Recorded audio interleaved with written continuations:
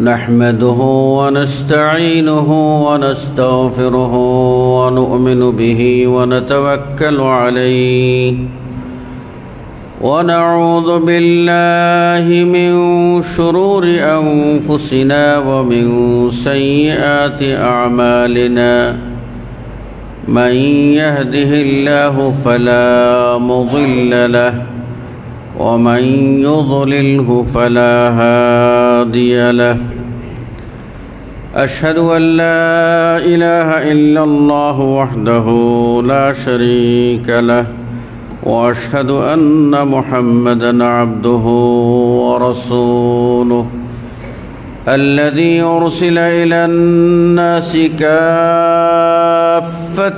بشيرًا ونذيرًا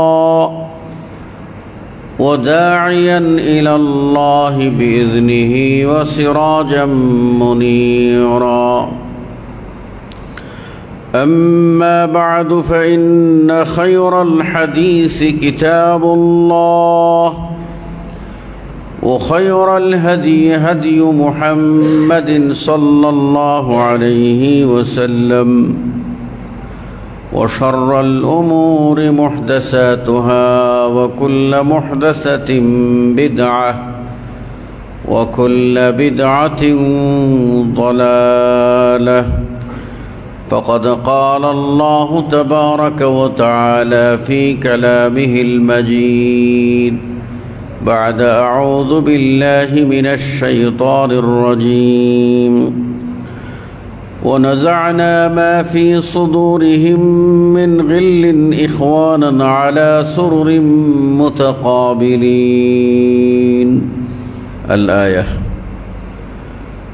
وعن أنس بن مالك رضي الله تعالى عنه قال قال رسول الله صلى الله عليه وسلم لا يستقيم إيمان عبد حتى يستقيم قلبه ولا يستقيم قلبه حتى يستقيم لسانه ولا يدخل رجل الجنة لا يأمن جاره من بوائقه رواه أحمد মুসল্লিয়ান কিরাম, আমাদের সমাজে কথা প্রচলিত আছে, মন ভালো যার সবই ভালো তার। মেডিকেল সায়েন্সে একটা কথা আছে, ডাক্তারদের বিজ্ঞানে, তো এইজ ইজ নট ফ্যাক্টর, বয়সটা বড় কথা নয়, মনোবল হচ্ছে আসল। কেউ যদি ৮০ বছর বয়সে তার মনোবল চাঙ্গা রাখতে পারে, সেই সমাজে সাহসিকতার সাথে বিচরণ করে। আবার কেউ যদি ৪০ বছর বয়সেই ঘরকুনো হয়ে যায়, ভয় পায়, ভীতু, মন দুর্বল, তাহলে সে সমাজে অপাঙ্ক্তেয় হয়ে যায়, অগ্রহণযোগ্য হয়ে যায়, তার কোনো ভ্যালু থাকে না। তাই তো ইসলাম যে কথাটা বলে সেটা হলো মনকে সুস্থ রাখো, তোমার শরীর সুস্থ থাকবে, তোমার পরিবেশও সুস্থ থাকবে। তুমি যে কয়দিন বেঁচে থাকো, হায়াত আছে, ততদিন তুমি সুখে শান্তিতে থাকবে। মনকে যদি অসুস্থ করে ফেলো, তাহলে কিন্তু তুমি অকর্মণ্য হয়ে যাবে, আমড়া কাঠের ঢেকি হয়ে যাবে, কোনো কাজে লাগবে না। সেজন্য মনকে প্রফুল্ল রাখতে হবে। ইসলাম মনের চিকিৎসাকে সবচেয়ে বেশি গুরুত্ব দিয়েছে।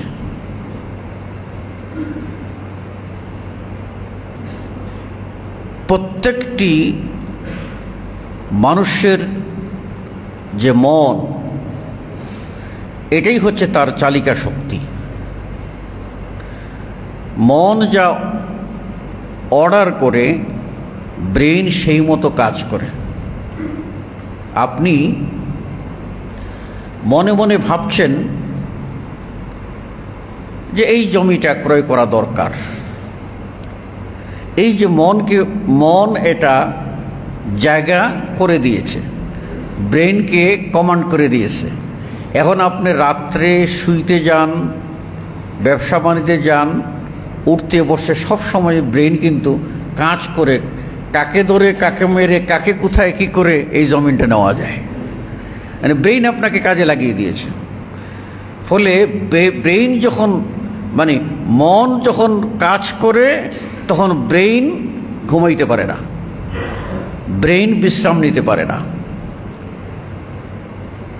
যারা চিন্তা নিয়ে বিছানায় যায় ওরা ফজরের আযান দেবে, এপাশ ওপাশ করবে, কিন্তু ঘুম হবে না। কেননা ওই চিন্তাটা মন দিয়ে দিয়েছে, এখন ব্রেইন কাজ করতেছে।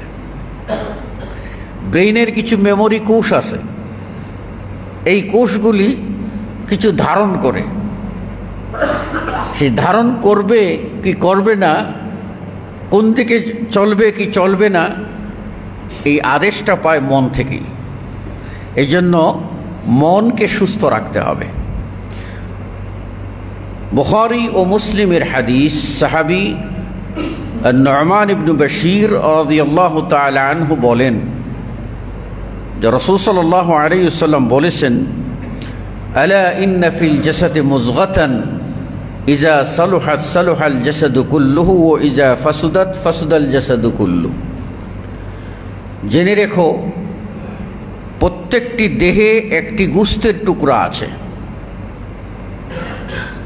ইজা সালুহাত, যদি ওটা ঠিক থাকে, সালুহাল জাসাদু কুল্লু, তাহলে পুরো দেহই ঠিক থাকে। ওইজা ফাসাদাত, আর যদি ওই গোশতের টুকরাটা নষ্ট হয়ে যায় তাহলে ফাসাদাল জাসাদু কুল্লু, তাহলে পুরো দেহই নষ্ট হয়ে যায়। সেটা কোন টুকরাটা? আল্লাহ রাসূল সাল্লাল্লাহু আলাইহি ওয়াসাল্লাম বললেন, আলা ওয়াহিয়াল কলব, জেনে রাখো এটি হলো কলব, এটাই হলো মানুষের বিবেক, এটাই হলো মানুষের মন, এটাই হলো মানুষের নফস, এটাই হলো মানুষের আত্মা। সুস্থ আত্মা আল্লাহর দিকে ধাবিত হবে আর জান্নাতে প্রবেশ করবে। এই কথা আল্লাহ বলে দিয়েছেন, ইয়া আইয়াতুহান নাফসুল মুতমাইন্নাহ, হে প্রশান্ত আত্মা, হে ভালো মনের মন, সুস্থ মন, ঈমান দ্বারা পরিপূর্ণ মন, ঈমানের আলোয় আলোকিত মন, ফাদখুলি ফি ইবাদি, তুমি আমার বান্দা, প্রিয় বান্দা, ওদের মধ্যে শামিল হয়ে যাও। ওদখুলি জান্নাতি, আর আমার জান্নাতে তুমি প্রবেশ করো। ভালো মনকে, কিয়ামতের মাঠে মন যাদের ভালো না, এদের ধন দৌলত, সন্তান সন্ততি, লাঠি আর পিস্তল কোনো কিছুই কাজে লাগবে না, কিচ্ছু কাজে লাগবে না। এটা আল্লাহ বলেছেন, ইয়াউমা লা ইয়ানফাউ মালুন ওয়ালা বানুন, স্মরণ করো সেদিনের কথা যেদিন কোনো মাল এবং সন্তান সন্ততি কোনো কাজে দেবে না। কি কাজে লাগবে? ইল্লা মান আতাল্লাহা বিকলবিন সালিম, যে আল্লাহর কাছে সুস্থ আত্মা নিয়ে যেতে পারবে সেই বিজয়ী হবে, সেই সফল কাম হবে। এজন্য মুসনাদে আহমদে একটা হাদিস আছে, সাহাবী আনাস ইবনে মালিক রাদিয়াল্লাহু তাআলা আনহু বর্ণনা করেন, রাসূলুল্লাহ সাল্লাল্লাহু আলাইহি ওয়াসাল্লাম বলেছেন, লা ইস্তাকিমু ঈমানু আবদিন হাত্তা ইস্তাকিমা কলবু,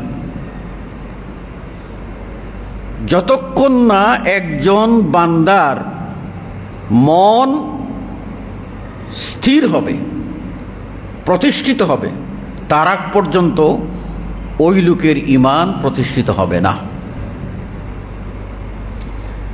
মনটাই আসল। ফিলিস্তিনে গাজায় মুসলিমরা ইতিহাসের সর্বোচ্চ বর্বরোচিত হামলার শিকার। সেজন্য আমরা কত আবেগ আমাদের ভিতরে, এজন্য আমরা মাঠে নামি, কথা বলি, দোয়া করি, সবই ঠিক আছে। কিন্তু যে মানুষটা মাঠে নেমে চিল্লাচ্ছে ফিলিস্তিনের মুসলিমরা, গাজার মুসলিমরা নির্যাতিত কেন, জাতিসংঘ জবাব চাই, এত চিৎকার, সত্যি আবেগী চিৎকার। কিন্তু আমি ওই ভাইটাকে বিনয়ের সাথে প্রশ্ন করব, ভাই তুমি যে মাঠে নেমেছ তোমার আরেক ভাইকে বাঁচাবার জন্য, তুমি কি ডাঙ্গায় উঠেছো না পানিতে আছো? তুমি তো ফজরের সালাত পড়ো নাই, তুমি তো এক সপ্তাহ ধরে কোনো সালাত পড়ো নাই, তুমি তো আল্লাহকে চিনো না, তার রসুলকে চিনো না, তুমি চিনো তোমার সমাজ, তোমার সাঙ্গপাঙ্গ, তাদের সাথে গিয়ে তুমি বিড়ি খাচ্ছ, সিগারেট খাচ্ছ, হারাম খাচ্ছ, যত প্রকার অন্যায় আছে তুমি সব অন্যায়ের কোন না কোনোভাবে সাপোর্টার। তুমি তোমার 3.5 হাত বডি সেটাকেই সুরক্ষা দিতে পারোনি, তাহলে হাজার হাজার মাইল দূরের সেই নির্যাতিত মুসলিমদের তুমি কি করে সুরক্ষার জন্য মাঠে নামছো? ধন্যবাদ তোমাকে নামছো, এটা কি জাস্ট ফর ওয়াচ, মানুষকে দেখানোর জন্য, নাকি সত্যিকার অর্থেই আমি নেমেছি যে আমি মুসলিম, আমি আল্লাহওয়ালা, আমার কোনো ভাই পৃথিবীর কোথাও যদি আঘাতপ্রাপ্ত হয় আমার হৃদয়ে কম্পন উঠবে, জ্বালা উঠবে, জ্বলবে, আমি উঠে দাঁড়াবো। কিন্তু আমি কি সেই ভ্রাতৃত্ববোধ রক্ষা করেছি? আমি তো মাঠে নেমে ফিলিস্তিনি মুসলিম ভাইদের জন্য, কাশ্মীরের মুসলিম ভাইদের জন্য, আরাকানের মুসলিম ভাইদের জন্য গর্জন দিচ্ছি, কিন্তু আমার ভাই আমার জ্বালায় সে ঘরটা বানাতে পারছে না, আমার ভাইয়ের সন্তান নিরাপদ নয়, আমার প্রতিবেশী নিরাপদ নয়, তাহলে আমি হাজার হাজার মাইল দূরের সে মুসলিমদের নিরাপত্তা কিভাবে নিশ্চিত করব? দোয়া করবেন তো, দোয়া বড় হাতিয়ার, কিন্তু দোয়া করবেন পবিত্র মুখ লইয়া তো, হ্যাঁ? এটা দিয়ে হারাম খাইয়া, এটা দিয়ে অবৈধ খাইয়া, এটা দিয়ে গালি গালাজ করে আপনি যে দোয়া করতেছেন দুই ঠোঁটের মাঝখান থেকে বের হচ্ছে, অন্তরে তার কোনো স্থান নাই, অন্তর থেকে উৎসারিত হচ্ছে না, মন থেকে বের হচ্ছে না, এবং পবিত্র মুখ দিয়ে বের হইয়া সরাসরি আরশে আজিমে যাচ্ছে না আপনার দোয়া, তাহলে হাজার দোয়া মূল্যহীন। এই কথা কি আমরা একবার ভেবে দেখেছি? এই কথা আমরা ভাবি না। আমরা মনে করি আমাদের চেয়ে শ্রেষ্ঠ মুসলিম পৃথিবীতে নাই। আমরা গালিগালাজ করি, যারা মক্কা মদিনা পাহারা দিচ্ছে, সংরক্ষণের কাজ করতেছে, ওদেরকে গালিগালাজ করি, ওদেরকে ইহুদিদের দালাল বলি। কিন্তু আমি কাদের দালাল? আমি কাদের দালাল? ওরা তো ইহুদিদের দালাল যদি বলেন ওদেরকে, বা আমাকে বলেন ইহুদিদের দালাল, তাহলে আপনি তো ইহুদিদের আসল বাপ, আসল মা ইবলিস, এই ইবলিসের দালাল। আপনার সঙ্গে ইবলিস, চলাফেরা ইবলিস। মসজিদ থেকে বের হয়ে যাবেন, প্রথমে গিয়ে একটা সিগারেট ধরাবেন, তার মানে হলো আপনার ইবলিস বারান্দায় ছিল। আপনি গেট খালি বের হয়েছেন, ইবলিস বসে দুস্থ আয় লাগিয়ে দিলেন। খতিব সাহেব, এই বক্তব্য করবেন না, এই বক্তব্য করবেন না। আমরা আপনাকে সম্মানই দিই, সুতরাং বক্তব্য করলে আমরা যা করি ভালো করি তাও বলবেন, মন্দ করি তাও ভালো বলবেন। এই মানসিকতা যতক্ষণ থাকবে ততক্ষণ পর্যন্ত জাতির পরিবর্তন হবে না। সমাজে হয়তো বা বাংলাদেশের ভিতরে আমি সবচেয়ে অযোগ্য একজন খতিব আমি মনে করি। আমার ইলিম নাই, আমার আমল নাই, আমার এত কণ্ঠও নাই, এবং আমি এত বলিষ্ঠ ইমানদার না। আমি দুর্বল, আল্লাহর কাছে পাপী, সবসময় আল্লাহর কাছে মাফ চাই, আল্লাহ আমারে মাফ করো, তুমি দয়া না করলে ওই পারে আমি পার হইতে পারবো না। এটা আমার সবসময় মনের ভিতরে থাকে, বুকে এটা আশাও থাকে যে আল্লাহ রাব্বুল আলামিন আমাকে দয়া করবেন, এটুকুই। কিন্তু এসব মিম্বরের খতিব কে হবে? এসব মিম্বরের খতিব হবে ওই সমস্ত লোক যারা কোরআন ও হাদিস বুঝেন, যাদের ওজন ইলমের ওজন, জ্ঞানের ওজন, যারা মুত্তাকি পরহেজগার, যাদের কথায় সমাজে প্রভাব পড়ে, এইরকম ব্যক্তিরাই মিম্বরে দাঁড়াবেন। কিন্তু আমাদের সমাজটা তার উল্টা, যে সুন্দর করে কথা বলতে পারে, এখনো নারীর গন্ধ যায় নাই, কথা ভালো বলতে পারলেই বাপ কা বেটা, সাবাস, এইরকমই তো খতিবের দরকার। সুতরাং আমরা হয়ে গেছি মুখরোচক কথার, সুন্দর কথার জাদুর তেলেস্মাতিতে ভেলকিতে হারিয়ে যাওয়া মানুষ। ফলে আমাদের কাছে আলেমদের মূল্য কম, বক্তাদের মূল্য বেশি। ইমামতি করবে কে? আপনি বলবেন, সূত্রটা আপনার না, মসজিদ আল্লাহর, সালাত আল্লাহর জন্য আদায় করা হবে, মসজিদে আজান হবে আল্লাহর জন্য, আল্লাহর ঘোষণা, আল্লাহর ডাক। কে ইমামতি করবে? রাসূলুল্লাহ সাল্লাল্লাহু আলাইহি ওয়াসাল্লাম বলে দিয়েছেন। আল্লাহ নবী সাল্লাল্লাহু আলাইহি ওয়াসাল্লাম বলেন, ইয়া উম্মুকুম আকরাউকুম কিতাবাল্লাহ, তোমাদের ইমামতি করবে ওই ব্যক্তি যে ব্যক্তি সবচেয়ে বেশি কোরআন পড়তে জানে। এখন কোরআন পড়তে জানে কিভাবে?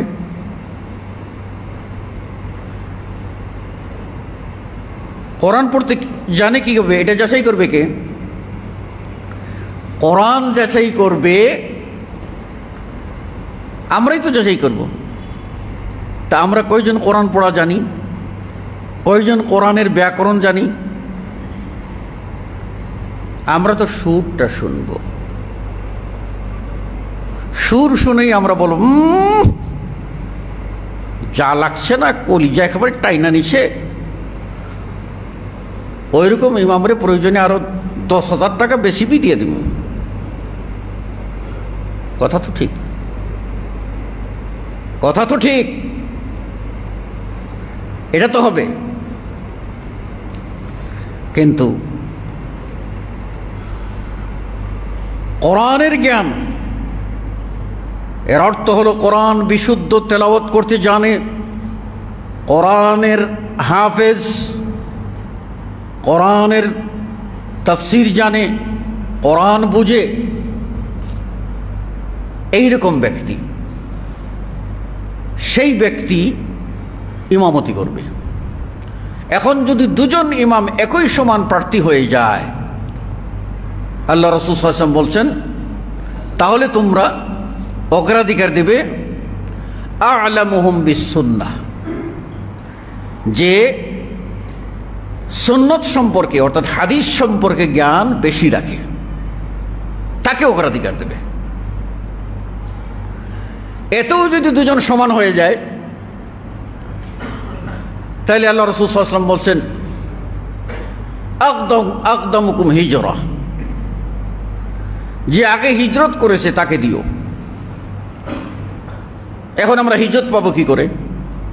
এখন তো হিজরত নাই, তাই না? কিয়ামত পর্যন্ত হিজরতের দরজা খোলা থাকবে। মক্কা থেকে আর হিজরত করা যাবে না, ওটা ইসলামের রাজধানী হয়ে গেছে। কিন্তু যে কোনো কাফির দেশ থেকে যে কোনো সময় হিজরতের বিধান কি আছে? কিয়ামত পর্যন্ত বহাল আছে। কিয়ামতের মাঠে আপনি বলবেন, আল্লাহ, এমন এক জালিম শাসকের অধীনে ছিলাম, ঘর থেকে বের হতে পারি নাই, সালাত তো দূরের কথা, আজানের শব্দ শুনলে, আজান তো দূরের কথা, ঘরে কোনো মতে আস্তে আস্তে সালাত আদায় করতেছি, নামাজ পড়তেছি, এটাই শুনলে ফাঁসির আদেশ দে, ঝুলিয়ে মারে, ঘর থেকে বের হতে পারি নাই। আল্লাহ, এই জন্য এক ওয়াক্ত নামাজও পড়ি নাই এবং তোমার কোনো দিন কোনো পালন করতে পারি নাই, জালিম শাসকের কারণে মুঠেই পারি নাই। আমার পুরো পরিবেশটাই কাফের, আমি একেবারে একা নিঃস্ব, কিচ্ছু করতে পারি নাই। আল্লাহ, তুমি আমার মাফ করে দাও। এইভাবে দাবি করবেন? চলবে? এর জবাবে আল্লাহ কি বলবেন? আলাম তাকুন আরদুল্লাহি ওয়াসিআহ, হে বান্দা, আমার পৃথিবী কি প্রশস্ত ছিল না? তুমি জালিম রাজ্য ছেড়ে অন্যত্র গেলে না কেন? কেন গেলে না? তাহলে অজুহাত চলবে না, হিজরত চলবে। আল্লাহ রাসূল সাল্লাল্লাহু আলাইহি ওয়াসাল্লাম বলেছেন, আল্লাহ ওই বান্দার প্রতি হাসেন, আর খুশিতে আল্লাহ হাসেন যে বান্দা পাহাড়ের উপরে ছাগল চড়ায়, কোনো মানুষ নেই, সে একা, সালাতের ওয়াক্ত হয়েছে, নামাজের ওয়াক্ত হয়েছে, ওই একাই আজান দে আর একাই ইকামত দিয়ে নামাজ শুরু করে দে। আল্লাহ রাব্বুল আলামিন খুশিতে এই বান্দার প্রতি হাসেন। আল্লাহ, আল্লাহু আকবার। তাহলে আপনাকে কি হতে হবে? আপনাকে অবশ্যই এই হিজরতের দরজা কিয়ামত পর্যন্ত খোলা থাকবে। হিজরতের দুটি অর্থ, এটা হলো এক জায়গা থেকে আরেক জায়গায় যাওয়া ঈমান বাঁচানোর জন্য, আর আরেকটা অর্থ হলো আল্লাহ রাসূল সাল্লাল্লাহু আলাইহি ওয়াসাল্লাম বলেন, ওয়াল মুহাজিরু মান হাজারা মা নাহাল্লাহু আনহু, প্রকৃত মুহাজির, হিজরতকারী ওই ব্যক্তি যে আল্লাহ যা নিষেধ করিয়াছেন তাহা হইতে নিজেকে দূরে রাখে।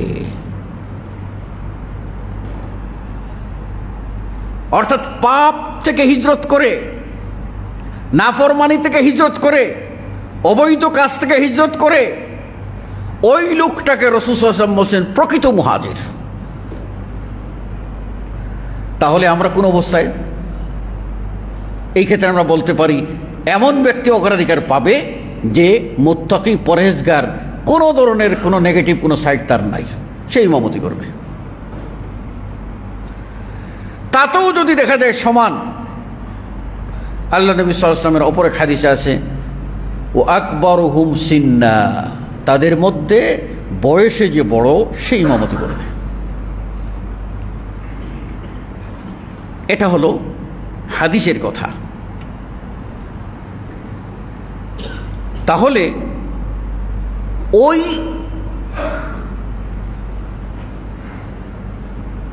কথা এবং ওই তেলাওয়াত, ওই দায়িত্ব মানুষকে ঈমানের প্রতি উদ্বুদ্ধ করবে, মানুষকে আমলের প্রতি উদ্বুদ্ধ করবে, নতুবা নয়। এই জন্য আমাদেরকে সর্বপ্রথম, প্রসঙ্গতই কথা বলে ফেললাম, সর্বপ্রথম আমাদের কি করতে হবে? ঈমানকে মজবুত করতে হবে কলবে, মনের বাতর ভিতরে ঈমানকে গাঁথতে হবে। এরপর রাসূল সাল্লাল্লাহু আলাইহি ওয়াসাল্লাম বলছেন, ওয়ালা ইস্তাকিমু কলবুহু হাত্তা ইস্তাকিমা লিসানুহু, ওই ব্যক্তির মন ঠিক থাকবে না যতক্ষণ না তার জবান ঠিক হয়েছে। তাহলে মনের মুখপাত্র হইল জবান। মনের ভিতরে ঈমান গাঁথবেন, এটার বহির প্রকাশ, এটা প্রকাশ পাবে কি দিয়ে? জবান দ্বারা। আপনি ঈমানদার, আপনি রুক্ষ, আপনি রূঢ়, আপনি কঠোর, আরে আপনি মানে অশ্রাব্য ভাষা গালমন্দ করেন, আপনার অন্তরে ঈমান নাই। আপনার অন্তরে ফাসেকি ফাজেরি। আল্লাহ নবী সাল্লাল্লাহু আলাইহি ওয়াসাল্লামকে জিজ্ঞাসা করা হয়েছিল দুজন মহিলা সম্পর্কে, যে একজন শুধু ফরজ সালাত আদায় করে, নামাজ পড়ে আর ফরজ রোজা রাখে, ফরজ সালাত আদায় করে আর ফরজ রোজা রাখে, সে কোনো নফল রোজাও রাখে না, নফল নামাজ তাহাজ্জুদ এগুলি পড়ে না। আর আরেকজন সম্পর্কে বলা হলো, ইয়া রাসূলুল্লাহ, আরেকজন মহিলা আছে খুব তাহাজ্জুদ গুজার, খুব নফল পড়ে, নফল রোজা রাখে। আল্লাহ, এত রোজার, এত নামাজ, এত ভালো মানুষ, কিন্তু ইয়া রাসূলুল্লাহ এর মুখটা এত খারাপ যার কারণে প্রতিবেশী কেউ তাকে সহ্য করতে পারে না। আল্লাহ নবী বলেন, ওই মহিলাটা জাহান্নামী। কি বলছেন? জাহান্নামী। আর ওই যে মহিলাটা শুধু খালি ফরজটা আদায় করে, ফরজ রোজা রাখে, কোনো নফল ইবাদত নাই, শুধু তার এই যে তার বিরুদ্ধে একটি টু শব্দ সমাজে নাই যে এই মানুষটা খারাপ। সাউন্ডলেস ঘরে থাকে, তার সাউন্ড শোনা যায় না। আল্লাহ রাসূল সাল্লাল্লাহু আলাইহি ওয়াসাল্লাম বললেন, হিয়া মিন আহলিল জান্নাহ, সে জান্নাতি মহিলা। আপনাকে ডিসাইড করতে হবে, আপনাকে ডিসাইড করতে হবে আপনি কি করবেন। আল্লাহ রাসূল সাল্লাল্লাহু আলাইহি ওয়াসাল্লাম বলেছেন, আপনার ঈমান আপনার দিলের ভিতরে গাঁথা, এই ঈমানের সাইনবোর্ড হচ্ছে আপনার চেহারা, আপনার মুখ, আপনার হাত, আপনার পা, আপনার জবান। এরপরে রাসূল সাল্লাল্লাহু আলাইহি ওয়াসাল্লাম বলেন, ওয়ালা ইয়াদখুলু রাজুলুন আল জান্নাহ, কোন একজন ব্যক্তি মানে কেউ ওই মানে জান্নাতে যেতে পারবে না, ওই ব্যক্তি জান্নাতে যেতে পারবে না। লা ইয়ামানু জারুহু বাওয়াইকাহু, যার প্রতিবেশী তার ক্ষতি থেকে, অনিষ্ট থেকে, খুচা কথা, এই ধরনের কথা থেকে যে নিরাপদ না, সেই ব্যক্তি জান্নাতে যেতে পারবে না। তাহলে আমরা বুঝতে পারলাম, অন্তর সাফ না করিলে আপনি আপনার সুস্থ থাকবেন না, সঠিক ঈমানের দাবি আপনার বাস্তবায়ন হবে না। অন্তর সাফ করার জন্য আপনি বলেছেন লা ইলাহা ইল্লাল্লাহ, সব কুফরি, শিরকি, মুনাফিকি সব শেষ। এবার আপনি চলবেন আলা নাহাজি মুহাম্মদুর রাসূলুল্লাহ সাল্লাল্লাহু আলাইহি ওয়াসাল্লাম, মুহাম্মদ সাল্লাল্লাহু আলাইহি ওয়াসাল্লামের তরিকার ভিতরে চলবেন। একেবারে 24 ঘন্টা আপনার অন্তরকে সাফ রাখার জন্য একেবারে ভলান্টিয়ার রেডি। এই অন্তরে কোনো ময়লা ঢুকবে না, এই অন্তরে কোনো ময়লা ঢুকবে না। তাহলে অন্তরকে পবিত্র করতে হবে, মনকে পবিত্র করতে হবে। আমরা এত ভালো মানুষ, মানুষের নাম রাখি অন্তর। ব্যবহার দেখা যায় যে ইবলিসের খালাতো ভাই, নাম খুব ভালো, নামে আর কামে মিল নেই। এই জন্য আমাদেরকে আগে কি করতে হবে? অন্তরকে পবিত্র করতে হবে। অন্তর পবিত্র না হইলে, মানে মনটা ভালো না থাকলে আপনি জান্নাতে যেতে পারবেন না।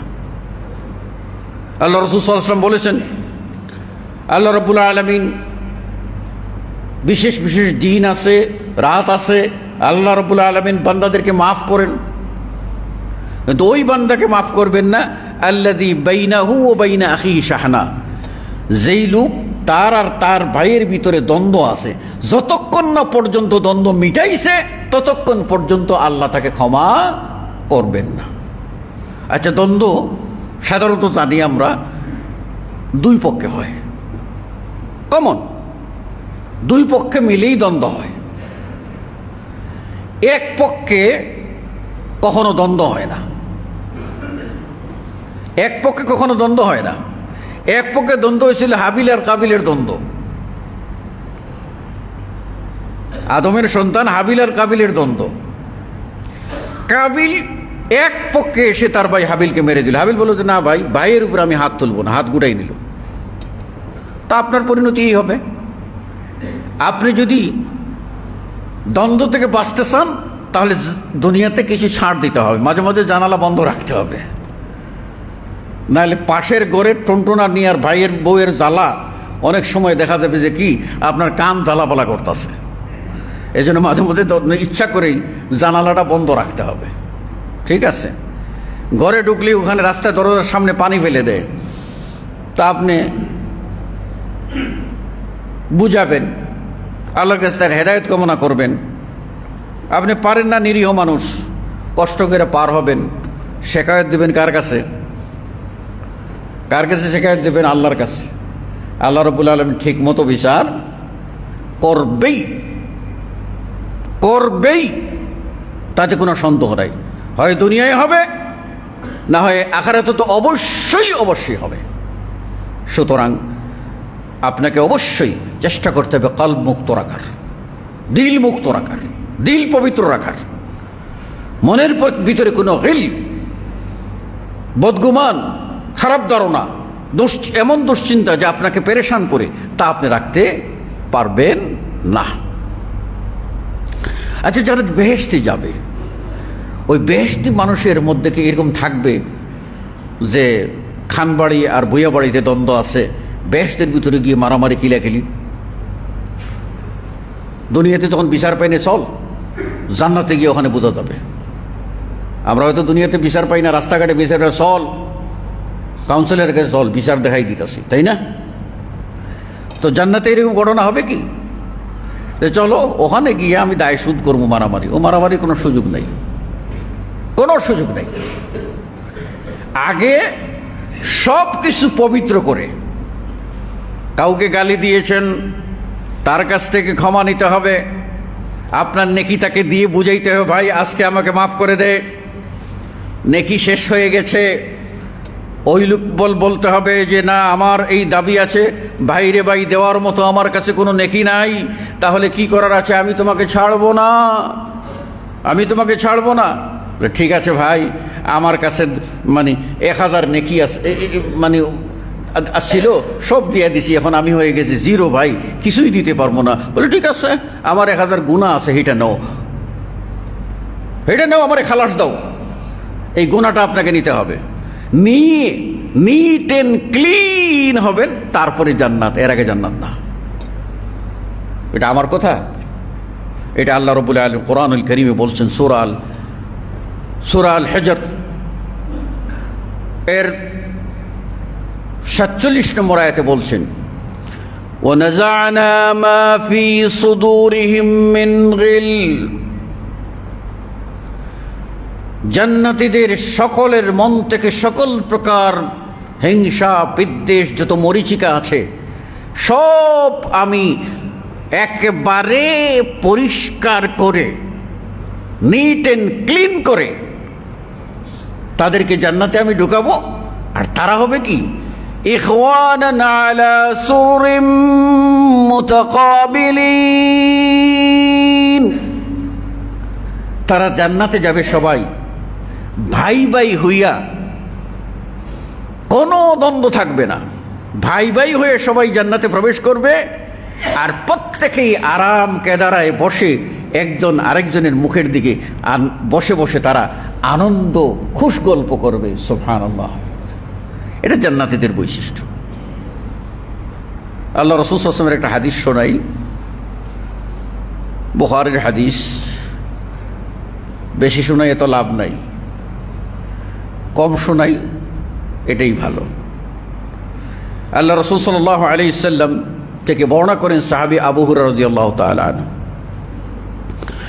আল্লাহর নবী সাল্লাল্লাহু আলাইহি ওয়াসাল্লাম বলেন, আউয়ালু যুমরাতিন তাদখুলুল জান্নাতা আলা সূরাতিল কমরি লাইলাতিল বদর আও লাইলাতুল বদর। প্রথম যে দল জান্নাতে প্রবেশ করবে তাদের সম্পর্কে আল্লাহ রাসূল সাল্লাল্লাহু আলাইহি ওয়াসাল্লাম বলেছেন, তারা হবে এমন সুন্দর। জান্নাতে কিন্তু আপনার ওই আফ্রিকা আর আমেরিকার দ্বন্দ্ব থাকবে না, আফ্রিকার ইউরোপের দ্বন্দ্ব থাকবে না, ঠিক আছে? সাদা কালোর মারামারি থাকবে না, বুড়ার জোয়ানের মারামারি থাকবে না, সব এক সমান, সব আদের মতো লম্বা হবে, 60 হাত। ওই যে ছোট মানুষটা 5 ফুট অথবা 5 ফুটের কম, হেরে দেখে গেছেন 22টা, এইরকম খাটা মানুষ আমি দেখি নাই। কারণ আমার জিজ্ঞাসা হলো, ও কি নিজেই আল্লাহরে কইছে যে আল্লাহ আমারে খাড়া কইরা পাঠাও, আমার বেটে কইরা পাঠাও, ল্যাংরা কইরা পাঠাও? সে কি বলছে? হ্যাঁ, আল্লাহ আপনাকে সুস্থ করে পাঠাইছে, বিচার একটু টাইট করে নিব, আর ওরে একটু খাড়া কইরা পাঠাইছে, ওরও বিচারও টাইট ওইভাবে নিব। এরপরে আল্লাহ রাব্বুল আলামিন জান্নাতে দেওয়ার সময়ে আপনি যেরকম সুন্দর, আপনি যেরকম 60 হাত লম্বা নাদুস নুদুস পুরুষ, ওই খাটা মানুষটাও সেই রকম নাদুস নুদুস সমান পুরুষ হবে। সেদিন কেউ কারণে বলতে পারবে না, না ও ওর চোখেরটা হরিণের মতো আর ওর চোখেরটা বিড়ালের মতো, এটা বলার কোনো সুযোগ নেই, সব সমান। এই জন্য আল্লাহ রাব্বুল আলামিন, আল্লাহ নবী সাল্লাল্লাহু আলাইহি ওয়াসাল্লাম বলছেন, জান্নাতে প্রথম যারা যাবে এরা হবে এমন সুন্দর, তাদের আকৃতি হবে এইরকম, সূরাতুল কমর লাইলাতুল বদর, পূর্ণিমার রাতে চাঁদের যে সৌন্দর্য, সেই চাঁদের সৌন্দর্যের মতো হবে এরা সবাই সুন্দর। এরপরে আল্লাহ রাসূল সাল্লাল্লাহু আলাইহি ওয়াসাল্লাম আরো বলেছেন যে কুলুবুহুম আলা কলবি রাজুলিন ওয়াহিদ, তাদের প্রত্যেকের দিল হবে এক। একজন মানুষের দিলের ভিতরে আরেকজনের মানুষের দিল ঢুকতে পারে না, এক দেহে একটা দিল। তো এক দেহের একটা দিল যেরকম, মানে 16 আনা পিওর, সব জান্নাতীদের দিল হবে এইরকম পিওর, স্বচ্ছ, কোনো প্রকার খামকুত ময়লা দিলের ভিতরে থাকবে না। আল্লাহু আকবার। তারপরে রাসূল সাল্লাল্লাহু আলাইহি ওয়াসাল্লাম বলেন, এই জান্নাতে যাইবার চাও? কি জান্নাতে বাড়ি বানাইতে চাও? তাহলে কিন্তু কিছু ময়লা আছে, এগুলি আগে থেকে সাফ করে নাও, নাইলে কিন্তু কাম হবে না। আল্লাহ রাসূল সাল্লাল্লাহু আলাইহি ওয়াসাল্লাম বলেন, লা তাবাগাযু বাইনাহুম ওয়ালা তাহাসুদ, জান্নাতীরা তাদের ভিতরে পরস্পরে কোনো প্রকার ঘৃণা থাকবে না, হিংসা থাকবে না। লিকুল্লি ইমরিইন যাওজাতান মিনাল হুরিল আইন, প্রত্যেকের জন্য 2টি করে নয়নাবিরাম হুর থাকবে। অন্যত্র রাসূল সাল্লাল্লাহু আলাইহি ওয়াসাল্লাম বলছেন যে প্রত্যেকের জন্য করে 70টা করে হুর থাকবে। তাইলে এই ধরনের নিয়ামত আল্লাহ রাব্বুল আলামিন সাজিয়ে রেখেছেন জান্নাতের জন্য। এই জান্নাতে যাবেন আপনি, মন খারাপ, পাপী মন, পুলিশ, হ্যাঁ, ইয়াবা, গাজা, ওই ফিলিস্তিনের গাজা বাদ দিয়ে এখানে গাজা লইয়া টানাটানি করেন, এই গাজা লইয়া জান্নাতে যেতে পারবেন না। জান্নাতে যাইবার চাইলে মনটাকে পরিষ্কার করতে হবে, পবিত্র করতে হবে। এবং যার মন যত পবিত্র হবে, তার জবান তত পবিত্র হবে, তার হাত তত পবিত্র হবে, তার পা তত পবিত্র হবে, তার যৌনাঙ্গ তত পবিত্র হবে। সোজা কথা। সেই পবিত্রতার পরীক্ষায় আপনি কি উত্তীর্ণ হয়েছেন? শোনেন,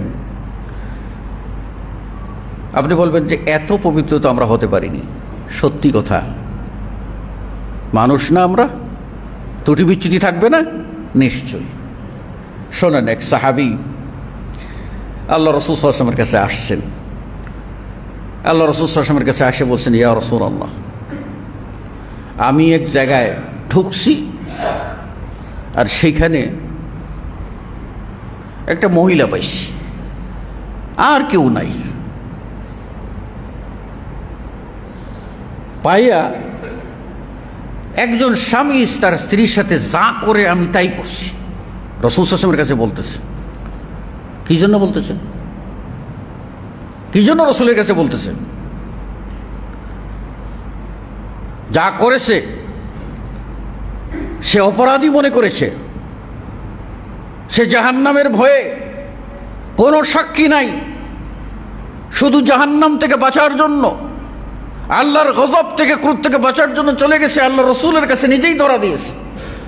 বলছে, ইয়া রাসূলুল্লাহ, পাইছিলাম এক মহিলা, আর এইরকম একজন স্বামী যা করে আমিও তাই করছি, ইল্লা নিকাহ, তবে তার সাথে আমি কোনো দৈহিক সম্পর্ক করি নাই। কথাটা ভালো করে আপনারা বুঝিয়ে ফেলেছেন। মানে একজন যত ধরনের শুধুমাত্র মানে সহবাস ব্যতীত যা কিছু করার আমি সবই করেছি। তাহলে আমি চুম্বন দিয়েছি, আমি ব্যাখ্যায় যাচ্ছি না, সব কিছু আমি করেছি ইয়া রাসূলুল্লাহ, খালি ওইটা করি নাই। আল্লাহ রাসূল সাল্লাল্লাহু আলাইহি ওয়াসাল্লাম বললেন, তুমি কি নামাজ পড়ছো? ইয়া রাসূলুল্লাহ, হ্যাঁ নামাজ পড়ছি। তাহলে আল্লাহ তোমার এই গুনাহ মাফ করে দেবো, যাও যাও, আল্লাহ তোমার এই গুনাহ মাফ করে দেবো। সুবহানাল্লাহ ওয়া বিহামদিহি। একটা চিন্তা করছেন? হ্যাঁ, ভুল করবেন। কথা থাকলে মাসলা যার কাছে জিজ্ঞেস করার তার কাছে বলবেন, যার তার কাছে ভুল না বলে আল্লাহর কাছে ভুল বলবেন, যে আল্লাহ, আসমানের নিচে জমিনের উপরে তুমি ছাড়া কেউ সাক্ষী নাই, এই ভুল আমি করে ফেলেছি, তুমি আমাকে ক্ষমা করে দাও।